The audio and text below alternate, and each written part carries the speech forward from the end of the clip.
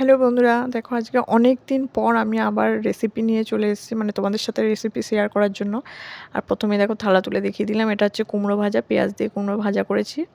আর এটা হচ্ছে পাঁঠার মাংস রান্না করছি। এখনও রান্নাটা হয়নি, আমি তাও শেষে একবার তোমাদের ফাইনাল দেখিয়ে দেবো কী কী রান্না করেছি। আর দেখো এই যে মাংসটা তোমাদের একটু কাছ থেকে দেখালাম যাতে তোমরা ভালো করে বুঝতে পারো। আর আমার ভাত হয়ে গেছে, এই ভাতটা তোমাদের এখন একবার দেখিয়ে দিলাম, পরে আর একবার দেখিয়ে দিচ্ছি দুপুরে খাওয়ার সময়।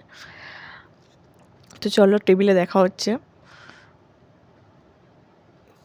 তো দেখো এরপরে আমি আবার রান্না করতে রান্না যখন হয়ে গেছে, হওয়ার পরে যে আমি আবার দুপুরবেলায় টেবিলে, আমার কিন্তু তখন খাওয়া হয়ে গেছে, সেই জন্য তোমরা ভাতটা অল্প দেখতে পাবে। মানে আমার যেহেতু দুপুরে ওষুধ খেতে হয়, সেই জন্য আমি ভাতটা আগে খেয়ে নিয়েছি। এটা বরের আর শাশুড়ির। আর এদিকে দেখো এখানে বাটিতে রয়েছে পুঁই শাক, পুঁই শাকের চচ্চড়ি, এটাকে করেছি। আর তারপরে রয়েছে ঘি করলা আলু ভাজা। ঘি করলা তো তোমরা চেনো, মানে কাঁকরোল যেটাকে অনেকে বলে, সেই ঘি করলা আলু ভাজা করেছি। আর পুঁই শাকের চচ্চড়ি। আর এদিকে এটা দেখো বাটির মধ্যে যে লাল লাল মাংসের ঝোল, পাঁঠার মাংসের ঝোল। ঝোল ঠিক করিনি, একটু মোটা গ্রেভি টাইপের আছে। আর খেতে খুব টেস্টি হয়েছিল, নিজে রান্না করেছি বলে বলছি না, দারুণ হয়েছিল আজকে পাঁঠার মাংসটা।